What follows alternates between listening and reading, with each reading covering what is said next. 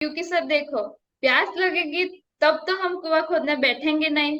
हमें पहले से ही प्रिपरेशन स्टार्ट करनी पड़ेगी, ताकि जब एग्जाम आए तब हम अच्छे से प्रिपेयर हो और हमारा एग्जाम क्लियर हो जाए।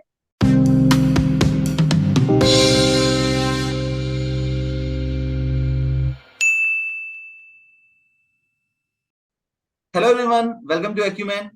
देखिए, ऑलरेडी गेट के हम लोग इंटरव्यू सेशन आपके लिए काफी लेके आ चुके हैं। अब मैं आज का लेके आया हूं आपके लिए, आज मैं लेके आया हूं आपके लिए जीपीएससी का इंटरव्यू सेशन। एक बच्ची जो हमारे साथ पढ़ी हुई 1 साल से, ठीक है, उस बच्ची का सिलेक्शन हुआ कहाँ पे? GWSSB क्लास 1 एंड 2 में एंड GES क्लास 1 एंड 2 में। तो without wasting any more time सीधा हम स्टार्ट करते हैं। Kala, tell me about yourself और मेरे स्टूडेंट्स को बताओ कि आप कौन से कॉलेज से हो और आपने प्रिपरेशन कब स्टार्ट की थी। हेलो एवरीवन, मेरा नाम कलानिधि है और मैंने अपनी स्टडी जी से सूरत से कंप्लीट की है। और मैंने 1 साल पहले एक्यूमेन के साथ अपनी प्रीलिम्स की प्रिपरेशन स्टार्ट की थी। और अभी मैंने जीएस क्लास 1 2 और GWSSB क्लास 1 2 की प्रीलिम्स क्लियर की है। कला, जैसे कि आपके जूनियर्स को भी ये डाउट होगा, ठीक है, कि या फिर और भी स्टूडेंट जो हमें देख रहे हैं यहाँ पे, उनको भी मन में डाउट होता है ना कि यार मैं जीपीएससी के एग्जाम की, खासकर जीपीएससी सिविल के टेक्निकल एग्जाम्स की तैयारी क्यों करूं? जैसे कि जीईएस हो गया, GWSSB हो गया, या फिर आपका रोड एंड बिल्डिंग हो गया, या और भी वेरियस जो आपके एग्जाम्स आते हैं।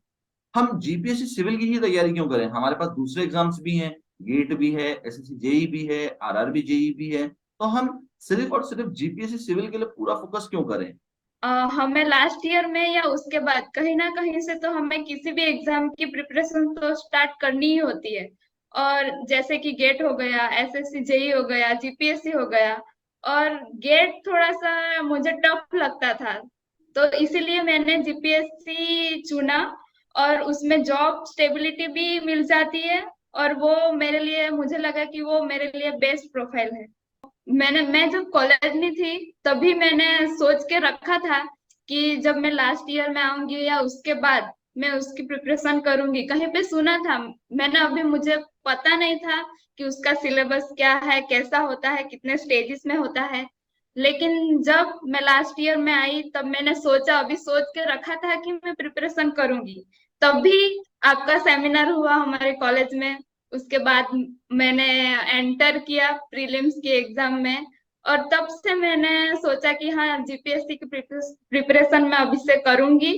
बिल्कुल कला, क्योंकि देखो, कहीं ना कहीं आपके पास वेरियस ऑप्शन है, क्योंकि सिविल ब्रांच है ना। और सिविल ब्रांच में एक चीज क्या है कि गवर्नमेंट जॉब बहुत आती है। तो बच्चे के पास यहाँ ऑप्शंस हैं कि वो या तो गेट के लिए ऑप्ट करे और पीएसयू में जाए, या फिर आईआईटीज में जाए।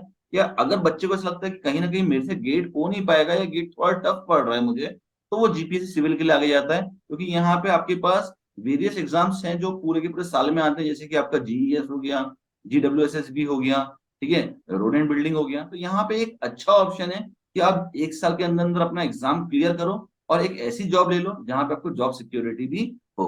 ठीक है, तो अच्छा लगा कला कि हाँ चलो मेरे स्टूडेंट इतना सोच समझ के अपना डिसीजन ले रहे हैं लाइफ का। ओके, तो कला अगला क्वेश्चन जैसे बच्चों का ये आता है ना माइंड में कि प्रिपरेशन स्टार्ट कब से करें हम जीपीएससी सिविल की? क्या हम सेकंड ईयर से प्रिपरेशन स्टार्ट करें, क्या हम थर्ड ईयर से प्रिपरेशन स्टार्ट करें, या हम लोग पास आउट होने के बाद 1 साल ड्रॉप लेके प्रिपरेशन स्टार्ट करें? तो आप जरा बताओ अपने जूनियर्स को कि प्रिपरेशन कब से स्टार्ट करनी चाहिए। Yes sir. अगर हम देखें तो मतलब सेकेंड ईयर थर्ड ईयर में हम गेट की प्रिपरेशन स्टार्ट कर देते हैं।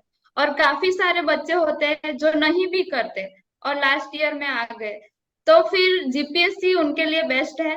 हमें ड्रॉप भी लेने की जरूरत नहीं है। हम वहीं से जीपीएससी की प्रिपरेशन स्टार्ट कर सकते हैं और क्लियर भी कर सकते हैं 1 साल में। हाँ ये ठीक है, क्योंकि देखो अगर कहीं ना कहीं देखा जाए ना कला, तो आप लोगों का सेकेंड ईयर से अगर आप लोग प्रिपेयर करते हो गेट के लिए, तो आप लोग अपने प्री फाइनल ईयर में ही गेट पहली बार लिख पाते हैं। पर जीपीएससी आपको कब लिखना है? पास आउट होने के बाद। ठीक है, तो कहीं ना कहीं अगर कोई बच्चा सेकेंड ईयर से सोचता है तो मुझे भी ऐसा लगता है कि उसको गेट के लिए जाना चाहिए। और अगर वो थर्ड ईयर में डिसीजन ले रहा है कि भाई मुझे कौन से एग्जाम की तैयारी करनी है, तो मेरे ख्याल से जीपीएससी सिविल बेस्ट ऑप्शन है, क्योंकि 1 साल की प्रिपरेशन में आराम से क्लियर भी हो जाता है ना। हाँ सर। तो कला, जब तुम ये दो एग्जाम्स की प्रिपरेशन कर रही थी, तो तुम्हारी स्ट्रेटेजी क्या थी इस एग्जाम्स के लिए? क्योंकि तुमने ये दोनों एग्जाम्स क्लियर भी किए, तो इसके लिए तुम्हारी स्ट्रेटेजी क्या थी? क्योंकि अगर तुम ये स्ट्रेटेजी शेयर करोगी तभी तुम्हारे जूनियर्स को ये समझ में आएगा कि हाँ यार, प्रिपरेशन करनी है तो उसका सही तरीका क्या है प्रिपरेशन करने का। Yes sir. पहले तो मैं ये बताना चाहूंगी कि पहले जब मैंने प्रिपरेशन स्टार्ट करने की सोची और स्टार्ट किया, तो मैंने कोई स्ट्रेटजी बनाई ही नहीं थी। मतलब सबसे पहले मुझे इरिगेशन सब्जेक्ट पसंद था, तो मैंने वो स्टार्ट किया। अब तब तो मैंने कोचिंग भी ज्वाइन नहीं किया था, तब मैंने वो स्टार्ट कर दिया था। और उसके बाद हमारे कॉलेज में सेमिनार हुआ, और मैंने मतलब तब मैंने क्विक डिसीजन ले ही लिया था कि मैं अभी कोचिंग करूंगी। और तब से मुझे एक पाथ मिल गया। तब तब मुझे पता चला कि हाँ, सिलेबस सिलेबस वाइज ये सब्जेक्ट इम्पोर्टेंट है, ये नहीं है, ये पढ़ना है, कितना पढ़ना है, और उस जो टॉपिक है उनमें से हमें क्या पढ़ना है। मतलब प्रीलिम्स में ऐसा तो है ही नहीं कि हमें सब पढ़ना है। बिल्कुल कला, क्योंकि यहाँ पे सिलेक्टेड टॉपिक हैं, वेटेज आपके होते हैं, तो वो आपको पहले से पता होना भी चाहिए। यस, तो पहले तो हम जब प्रिपरेशन स्टार्ट करते हैं, तब एक दो दिन लो या तीन चार दिन लो, लेकिन पहले डिसाइड कर लो कि हमें पढ़ना क्या है, कौन से सब्जेक्ट इम्पोर्टेंट है। उसके बाद मैंने आपके कोचिंग ज्वाइन किए। फिर सबसे पहला सब्जेक्ट आपका ही था, एनवायरमेंट। तब हम्म। से हर सब्जेक्ट को हमने डीप में समझना स्टार्ट किया, फिर नोट्स बनानी स्टार्ट की। हाँ, और जब से आपके लेक्चर्स मैंने अटेंड किए, तब से हमारे जो थियोरेटिकल कॉन्सेप्ट्स थे वो क्लियर होते गए। फिर मैं उसकी नोट्स बनाती गई, और मैंने ऐसा भी नहीं किया कि हाँ बाद में बनाऊंगी। जो नोट्स होते हैं वो हमें डेली लेक्चर्स के साथ साथ या लेक्चर के बाद आपको जैसे पसंद हो वैसे, लेकिन हमें वो प्रॉपर डेली बनाते जाना चाहिए। कला, यहाँ पे हमारे यहाँ पे हमने आपको ऑनलाइन सेशंस दिए हैं। क्या वो ऑनलाइन सेशन आपको कहीं भी ऐसा लगा कि ऑफलाइन सेशन से वीक होते हैं क्या? ये मुझे बताओ। आपने जब पूरी पूरी नहीं, पढ़ाई की तो कहीं पे भी आपको ऐसा लगा कि ऑनलाइन सेशन ऑफलाइन से बेकार है या मजा नहीं आ रहा, ऐसा कभी भी लगा क्या आपको? नहीं, नहीं, नहीं सर, ऐसा कभी भी मुझे नहीं लगा कि हाँ ये ऑनलाइन सेशन है और इसमें कुछ मतलब ऑफलाइन जैसी फीलिंग नहीं आ रही है या कुछ समझ में नहीं आ रहा है। ऐसा कभी भी नहीं हुआ। हमने ऑनलाइन सेशन भी काफी एंजॉयमेंट के साथ पढ़ा है। देखो हम लोग का मैं बाकी स्टूडेंट को बताना चाहता हूँ हम लोग ऑनलाइन क्यों आते हैं, क्योंकि हमारे साथ ना क्या है, बाकी पूरे के पूरे गुजरात का क्राउड जुड़ा हुआ है, और अगर सबको कवर करना है तो ऑफलाइन कर पाना वो मुश्किल हो जाता है, और साथ में विद अफोर्डेबल फीस। तो अगर हमारी फीस भी कम है तो हमें क्या करना पड़ता है, ऑनलाइन मीडियम से को कनेक्ट करना पड़ता है, और ऑनलाइन मीडियम एक बेस्ट प्लेटफॉर्म है। बस क्या है ना, लोग इसका यूटिलाइजेशन अच्छे से नहीं कर पाए, इस वजह से लोग क्या होता है बोलते हैं बोर हो जाता है। पर कला का आपका सामने एक लाइव एग्जांपल है कि कला ने खुद पढ़ाई की है ऑनलाइन, और उसको भी ये लगता है कि यार कहीं ना कहीं ऑनलाइन एक बेटर सेशन है एज कम्पेयर टू ऑफलाइन। हाँ या ना कला? Yes sir. और मैं यहाँ एक चीज भी बताना चाहूंगी। सर, अभी ऐसा होता है कि हम ऑनलाइन जो लेक्चर्स है वो हम अच्छे से अटेंड कर सकते हैं, नोट्स भी बना सकते हैं, और जो सब्जेक्ट वाइज एग्जाम होते हैं वो भी हम ऑनलाइन दे सकते हैं। लेकिन आखिर में जब हम लास्ट मंथ होता है एग्जाम का, मतलब तब अगर हम ऑफलाइन मॉक टेस्ट दे तो ज्यादा अच्छा होता है। तब हमें वो एनवायरनमेंट भी मिल जाता है, प्रॉपर टाइम का भी पता चलता है कि टाइम प्रेशर कैसा है, क्या है। और इक्विपमेंट ने हमें वो ऑफलाइन मॉक टेस्ट प्रोवाइड की, जिससे मेरी प्रिपरेशन काफी अच्छी हो गई थी, और उससे ही मेरा ये जो दोनों एग्जाम्स है वो क्लियर हो गई। तो ये अच्छा लगा सुन के कि यार बच्चों को ऑफलाइन मॉक टेस्ट का फायदा तो मिल रहा है। कला, एक हम लोग के यहाँ पे एक हम लोग सेशन प्रोवाइड करते हैं, मेंटरिंग सेशन। जैसे कि आपको भी पता है कि आप जब इस इंस्टीट्यूट में ज्वाइन हुई तो यहाँ पे आपको एक प्रॉपर मेंटर प्रोवाइड किया गया, सुरभि मैम आपकी मेंटर थी। ठीक है, उससे क्या वाकई में फायदा मिलता है बच्चों को मेंटरशिप से, या फिर मेरे ख्याल से काफी लोग ऐसा मानते हैं कि मेंटरशिप सिर्फ और सिर्फ ऐसी जनरली दे दिया जाता है, पर मेंटरशिप को कोई फायदा नहीं है। क्या आपको कोई मेंटरशिप से फायदा हुआ? Yes sir. जीपीएससी जो एग्जाम है वो तीन स्टेज या दो स्टेजेस में है, और वो मतलब हमें क्लियर करते करते टाइम भी लग सकता है। और जब से हम मतलब प्रिपरेशन स्टार्ट करते हैं, तब से हमें डेली उठकर वही करना होता है कि हम पढ़ते हैं, रिवीजन करते हैं। कभी कभी हम मोटिवेटेड नहीं भी रहते, हमें पढ़ने का मन नहीं भी करता, लेकिन इसमें ऐसा हो जाता है मेंटरिंग सेशन में कि हमारे साथ कोई है उन्हें पता है कि हमने कितना पढ़ा है, कैसे पढ़ा है, हमारा इम्प्रूवमेंट कैसे हो रहा है। बिल्कुल, क्योंकि ये पूरा एग्जाम जो है वो करीब करीब 1 साल का एग्जाम है। अब इस दौरान क्या होता है, कभी कभी ऐसा एकदम हाई पीक जाएगा कि आपको फुल कॉन्फिडेंस आ रहा है पढ़ने में, कभी कभी ऐसा जाएगा एकदम डिमोटिवेटेड फील करेंगे यार कि हाँ अब अपने से हो ही नहीं पा रहा ये एग्जाम। उस समय पे आपके मेंटर का रोल इंपॉर्टेंट हो जाता है, क्योंकि वो आपको वापस से आपके ट्रैक पे लेके आता है। Yes sir. तो कल जैसे बाकी स्टूडेंट्स का भी क्वेश्चन रहता है कि इस एग्जाम के लिए सब्जेक्ट्स कौन कौन से इंपॉर्टेंट है। कई बच्चे मुझसे पूछते हैं ज्वाइन करते हैं तो कि सर इसमें तो टेक्निकल और नॉन टेक दोनों है। टेक्निकल चलो हमने 4 साल पढ़ाई की है तो हमको थोड़ा बहुत आता भी है, पर नॉन टेक का क्या? तो क्या सर नॉन टेक का वाकई में इतना ज्यादा वेटेज है इस एग्जाम में, या सिर्फ टेक्निकल से काम हो जाएगा? तो तुमने तो एग्जाम क्लियर किया, तुम ज्यादा अच्छे दिन बच्चों को बता पाओगी कि दोनों में से बेस्ट क्या है, टेक्निकल क्लियर करना या नॉन टेक क्लियर करना, या थोड़ा थोड़ा दोनों को कंप्लीट करना। इस एग्जाम में हमारा टेक्निकल जो सब्जेक्ट्स है उसका जो वेटेज होता है वो ज्यादा होता है उस पर, और हमने 4 साल उसी की पढ़ाई की है, तो पहले हम वही करते हैं और वहीं से स्टार्ट भी करना चाहिए। लेकिन ऐसा नहीं है कि हम नॉन टेक छोड़ के चले जाए, उसमें से पूरा तो हमें पढ़ना है नहीं नॉन टेक। अगर बिल्कुल। देखा जाए तो हमें 3-4 सब्जेक्ट्स में ही इंटरेस्ट होता है उसमें, और वही पकड़ के चलना है। और ऐसा भी नहीं है कि जो मतलब जिसमें से आता ही नहीं है वो हम पढ़ के जाए। सबसे पहले तो हमें करंट अफेयर्स करना ही है। और करंट अफेयर्स देखा जाए तो मुझे पहले पता ही नहीं चल रहा था कि उसमें मैं क्या करूं। बिल्कुल। पहले मैंने मैगजीन्स ली, वो पूरी होती नहीं थी मुझसे। फिर फिर मैंने एक्यूमेन में भी हमारे क्लासेस हुए, उसके बाद मुझे थोड़ा थोड़ा पता चलने लगा कि करंट अफेयर्स में हमें करना क्या है। और करंट अफेयर्स के अलावा जो बाकी के सब्जेक्ट्स है, आपको उतना टाइम नहीं देना है जितना हम टेक्निकल को देते हैं, लेकिन फिर भी डेली 1 घंटा तो हम दे ही सकते हो उसको। और अगर आपने इतना भी कर लिया तो 30 से 40% जो 100 मार्क का होता है उसमें से हम स्कोर कर सकते हैं। बिल्कुल कला। तो कला जैसे कि जीपीएससी के जो जितने भी एस्पिरेंट होते हैं ना, जो भी जीपीएससी की प्रिपरेशन करना चाहते हैं, जीपीएससी सिविल की खासकर, तो उन लोगों का क्या एक माइंडसेट होता है ना कि यार जब वैकेंसी आएगी तभी हम प्रिपरेशन स्टार्ट करेंगे। पर वैकेंसी आती है उसके 4 से 5 महीने बाद ही तुरंत एग्जाम हो जाता है। तो लगभग लगभग आप देखो तो हर एग्जाम के पहले पहले जब अनाउंसमेंट होता है तो ऑलमोस्ट 5 से 6 महीने का समय होता है। तो काफी बच्चों का मानना ऐसा था कि जब एग्जाम की वैकेंसी आएगी, जब डेट आएगी, तभी हम प्रिपरेशन स्टार्ट करेंगे। तो मुझे बताओ क्या 6 महीने की प्रिपरेशन मोर देन इनफ है क्या जीपीएससी के एग्जाम को क्रैक करने के लिए, या ये प्रिपरेशन और बढ़ानी चाहिए ताकि हमारे पास एक 100% गारंटी हो जाएगी हाँ यार इस बार हमारा सिलेक्शन हो ही जाएगा? Yes sir. मुझे ऐसा लगता है कि 6 मंथ हमें शायद कम पड़ सकते हैं। मतलब जीपीएससी में जो सिलेबस है नॉन टेक और टेक्निकल को मिला के, उसमें 21 या 22 सब्जेक्ट्स है पूरे। अगर हमने 6 मंथ्स में पूरे सब्जेक्ट्स क्लियर कर भी लिए, तब भी ऐसा नहीं होगा कि वो हमने डीप में किया है। कहीं ना कहीं तो वो रह ही जाएंगे कि हमसे वो क्वेश्चन सॉल्व नहीं हो पाएंगे। उसके बाद हमें 6 मंथ में हम इतना तो कर ही नहीं सकते कि हाँ, कि हमने सिलेबस भी क्लियर कर लिया, मॉक टेस्ट भी दे दिए, प्रैक्टिस भी हो गई, स्पीड भी इंक्रीज हो गई।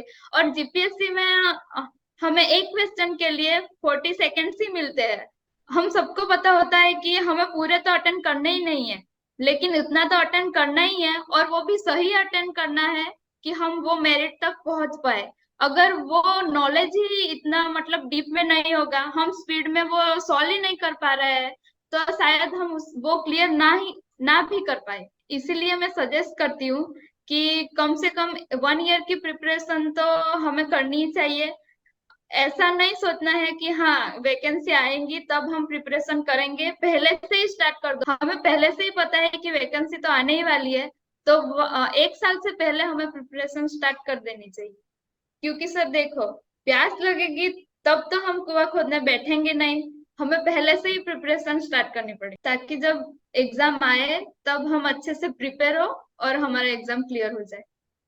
बिल्कुल कला। तो कला जैसे कि बच्चों को लगता है ना कि हम्म, अगर हमने ज्वाइन कर भी लिया, ठीक है, हमने प्रिपरेशन स्टार्ट भी करी, तो हमारे पास 1 साल का समय है, तो थोड़ा सा अभी आराम से चलते हैं, फिर धीरे धीरे धीरे धीरे करके अपनी मेहनत बढ़ाएंगे। तो क्या ये सही अप्रोच है क्या प्रिपरेशन करने का, या फिर इसकी जगह पे रोज थोड़ा थोड़ा अगर मेहनत करते हुए चलें, ठीक है, तो वो एक ज्यादा अच्छा चांस है कि एग्जाम क्लियर हो सके। तो तुम क्या सोचते हो, दोनों में से बेस्ट अप्रोच कौन सा है, कि पहले आराम से चला जाए और फिर आखिरी में देखेंगे, या फिर पहले से ही एक अप्रोच कंटिन्यूअस रखा जाए ताकि एग्जाम तक हम लोग का वो अप्रोच एकदम मेंटेन रहे और हमारा एग्जाम क्लियर हो जाए? तो तुम क्या सोचती हो इसके बारे में?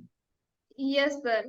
जब हम प्रिपरेशन स्टार्ट कर देते हैं तो पहले से ही हमें हर एक दिन को मैनेज करना होता है। हमें वो ध्यान में रखना होता है कि हमें दिन में कितना करना है और वो हमने कैसे किया, उसका रिवीजन कैसे करना है, वो हमें पहले से ही सोचना है। ऐसा तो है ही नहीं कि हम, हाँ, कि 2-3 मंथ आएंगे तब हम पूरा इकट्ठा करेंगे जो हमने पढ़ा है, जो देखा है।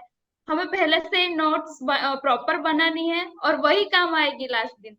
कला, तुम जब इस एग्जाम में सिलेक्ट हुई तो यहाँ से एक्यूमेंट से हम लोग ने तुमको काफी चीजें प्रोवाइड की, जैसे कि हमने आपको सबसे पहले टेस्ट सीरीज प्रोवाइड की। तो क्या वो टेस्ट सीरीज आपके लिए इफेक्टिव थी, जो ये एग्जाम आपने क्लियर किए हैं? Yes sir. जो सिलेबस था, जो लेक्चर्स थे, वो तो खत्म हो गए थे मेरी एग्जाम के पहले। उसके बाद हमें यही करना होता है कि हमें प्रैक्टिस करनी होती है और नंबर ऑफ क्वेश्चन को टच करना होता है। और उसके लिए बेस्ट ऑप्शन था आपके टेस्ट सीरीज, और आपकी मैंने टेस्ट सीरीज दी। और ऐसा भी नहीं है कि मैंने वो एग्जाम देके छोड़ दिया। जो स्कोर आता है उसे मैंने एनालाइज किया।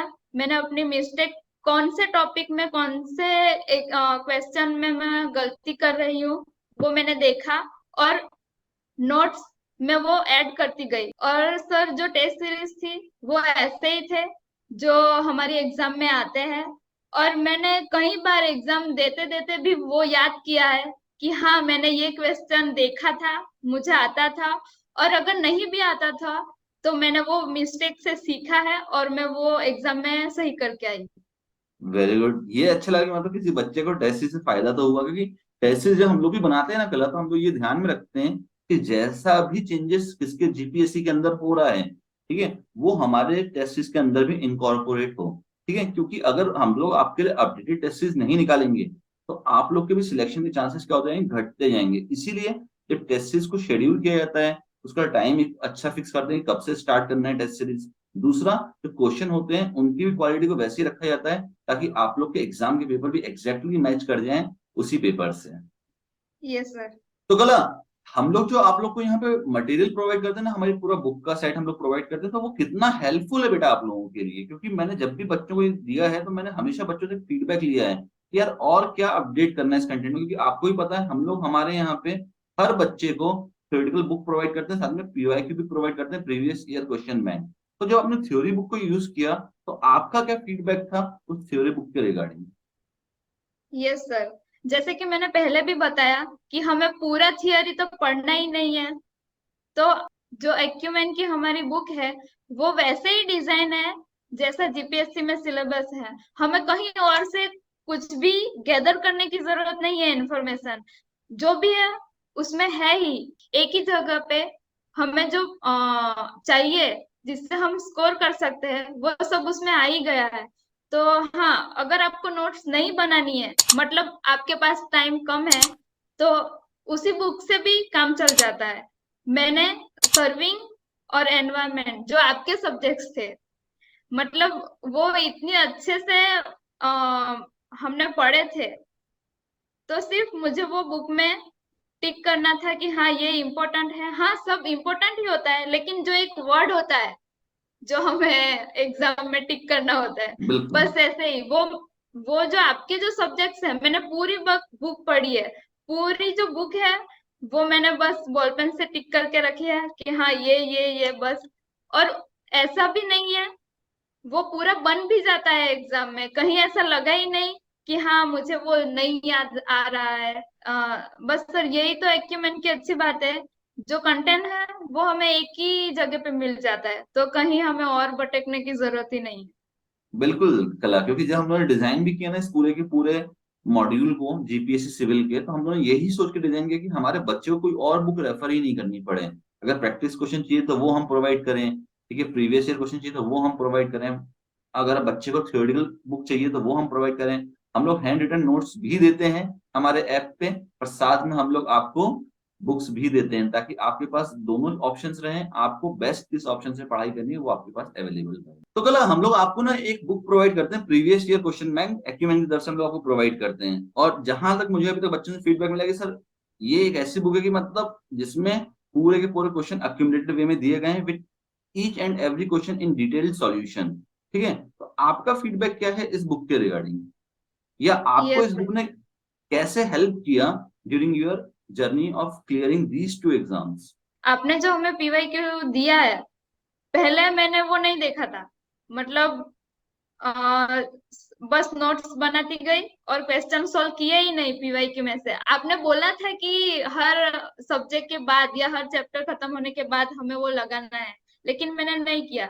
फिर मैंने सितंबर में एग्जाम दिया नर्मदा का अवसर वाला। वो एग्जाम देने के बाद मुझे ऐसा लगा कि हाँ, कि हमें पीवाईक्यू भी देखना है, क्योंकि उसके पहले मैंने पीवाईक्यू किया ही नहीं था। पीवाईक्यू क्या, मैंने एक जो प्रीवियस ईयर पेपर्स होते हैं वो भी मैंने नहीं देखे थे।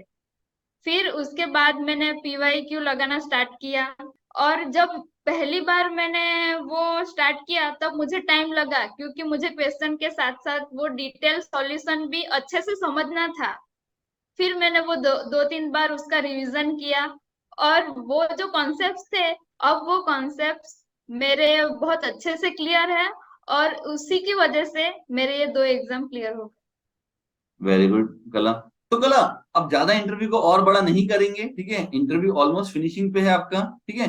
लास्ट में आपसे एक मैसेज आपके जूनियर्स के लिए या आपके कलीग्स के लिए जानना चाहता हूँ, ताकि वो भी अपनी प्रिपरेशन राइट टाइम पे स्टार्ट करें और आने वाली वैकेंसीज को बहुत अच्छे से क्लियर कर पाए। तो आप अपना एक्सपीरियंस उन बच्चों के साथ शेयर करना चाहेंगी? गया। Yes sir. देखिए, मैंने तो 1 साल पहले प्रिपरेशन स्टार्ट की थी, और अभी क्लियर भी हो गया है। क्योंकि मेरा तो एक ही मैसेज है सबको जो प्रिपरेशन कर रहे हैं या स्टार्ट करने वाले हैं, कि आप एक्यूमेन को ज्वाइन करिए। क्योंकि एक्यूमेन सिर्फ और सिर्फ रिजल्ट को ही टारगेट करता है, और इस बात का मैं 100% गारंटी दे सकती हूँ कि अगर आपने अपनी प्रिपरेशन मुकेश सर के साथ स्टार्ट की और सुरभि मैम के मेंटरिंग के साथ स्टार्ट की, तो आपका 100% सिलेक्शन होना तय है। That is all from my side. Thank you everyone. Thank you, Kala, for sharing your valuable views on this particular concept of GPSC civil. क्योंकि अगर हम लोग कहीं ना कहीं देखें तो हर बच्चा कभी ना कभी अपनी लाइफ में एक एम लेके ही चलता है कि भाई मुझे जीपीएससी सिविल का एग्जाम क्लियर करना है, ताकि मेरी एक जॉब सिक्योरिटी हो सके और एक अच्छी जॉब लग जाए जहां से मुझे एक सोर्स ऑफ इनकम भी अच्छा जनरेट हो, और एक वो स्टेटस मेरे जॉब में जहां पे मैं कह सकूं कि हाँ यार, मैंने अपनी 4 साल की जो इंजीनियरिंग की थी उससे मुझे एक फ्रूटफुल रिजल्ट मिला। ठीक है, तो भाई बाकी लोग जो हमें देख रहे हैं यहाँ पे, आपके सामने एक ऐसी बच्ची बैठी है जिसने खुद ने 2 एग्जाम अभी क्लियर किए हैं और तीसरा on the verge of clearing पे है। ठीक है, तो अगर आप भी अगले ऐसे कला निधि होना चाहते हैं, आप भी अगली सुविधा होना चाहते हैं, आप अगले धवल होना चाहते हैं, और भी स्टूडेंट्स हैं, अगर आप भी ऐसे स्टूडेंट होना चाहते हैं जो कि आने वाले समय में अपने मल्टीपल एग्जाम को क्लियर करना चाहते हैं, तो करना क्या है भैया, नीचे मैंने डिस्क्रिप्शन में फॉर्म प्रोवाइड किया हुआ है, आप जाइए फॉर्म को फिल करिए। आपके फॉर्म को फिल करते ही हमारी टेक्निकल टीम आपको कॉल करेगी, ठीक है, और आपको बैच में रजिस्टर कर देगी। ठीक है, अभी के लिए ह्यूज डिस्काउंट चल रहे हैं बैचेस पे, तो आप बैच को भी ज्वाइन कर सकते हैं। और भैया वीडियो तो बहुत देख लिए तुम लोगों ने हम लोग के इंटरव्यू सेशंस के, ठीक है, चैनल को सब्सक्राइब करो, परिवार बढ़ रहा है भैया, लाइक करो, शेयर करो, और मिलते हैं नेक्स्ट वीडियो में फिर अपने अगले एक एस्पिरेंट के साथ जिसने इस एग्जाम को क्लियर किया। तब तक के लिए bye bye everyone and thanks for your time.